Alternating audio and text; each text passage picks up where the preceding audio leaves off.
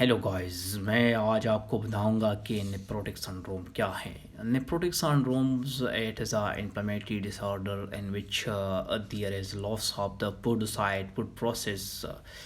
ये आप देख रहे हो, ये जो जो ग्रीन सा सेल ग्रीन सा है ना, ये वाले, ये है podocyte food process. This is the podocyte food, that is the podocyte cell, and these are their food process. So and normally the podocyte food process provide a negative charge.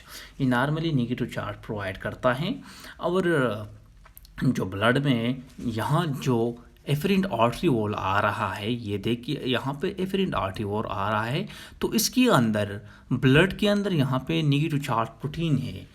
Suppose जो albumin protein है, तो albumin protein normally filter नहीं होता क्योंकि ये charge provide करता है, और इस चार्ज की वजह से ये अल्बुमिन को प्रिवेंट करता है।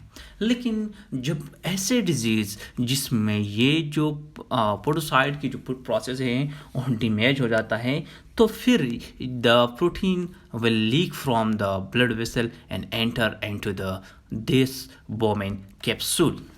अभी हम आते हैं कि कौन सी डिजीज़ है जिसमें पोडोसाइट प्रोसेस डैमेज होता है।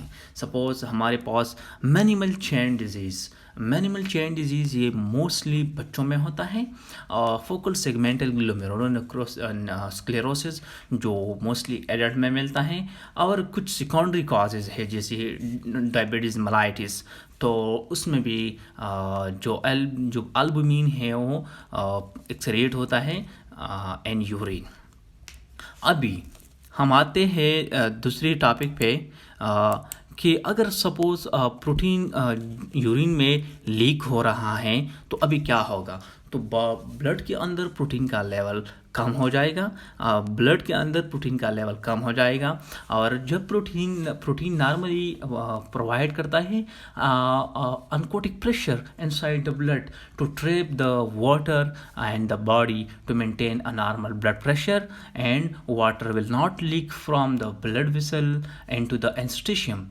But if the protein and the nephrotic syndrome, the albumin losses through urine, so the water will filter from the blood vessel and enter into the interstitium. So इसी वजह से patient को peri orbital oedema और पिटल oedema के साथ patient present करता है। तो अगर सपोज़ हाइपोप्रोटीनीमिया हो गया पेशेंट को, तो अभी लेवर कंपेंसेट करेगा। लेवर क्या करेगा? Liver will synthesise the protein along with the lipid. So if the level compensate to synthesize the protein and lipid, so the patient increase the level of the lipid in the blood called hyperlipidemia, and that hyperlipidemia can lead to atherosclerosis.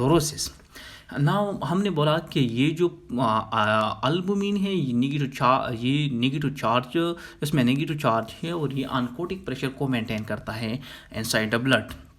लेकिन जैसे protein का level कम होना शुरू होता है तो body के अंदर फ्लूइड भी कम हो जाता है, फ्लूइड ब्लड वेसल के अंदर, तो पेशेंट विल गो टू हाइपोवॉल्यूमिया। और जब पेशेंट हाइपोवॉल्यूमिया में जाता है तो अभी क्या होगा, तो किडनी को ब्लड फ्लो अभी कम मिलेगा। जब किडनी को ब्लड फ्लो कम मिल रहा है तो they will release the renin from the maculodensa cells, which can and when the renin become released from the blood vessel, from the maculodensa cell, it will convert angiotensin 1 into angiotensin 2, which is a functional and which provide a constriction of the blood vessel, and also the angiotensin 2 release the aldosterons from the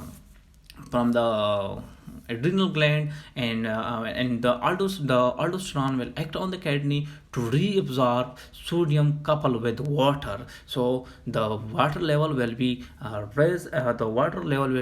raised inside the blood vessel. So water जो पहले से है वो भी बाहर जा रहा है ब्लड वेसल से इंस्टिट्यूशन में, और जो थ्रू किडनी की जो अल्डोस्टेरॉन है वो भी वाटर को रीअब्जॉर्ब करता है. So water level as a whole water level body में बढ़ जाती है इंटरस्टिशियम में, लेकिन ब्लड में भी बढ़ जाती है. और ये तो एट बॉडी के अंदर ब्लड वेसल के अंदर तो ट्रैप नहीं हो रहा, तो लीक हो रहा है. तो दे इसी वजह से पेशेंट को पीरी ऑर्बिटल और पिडल एडिमा के साथ पेशेंट प्रेजेंट करता है.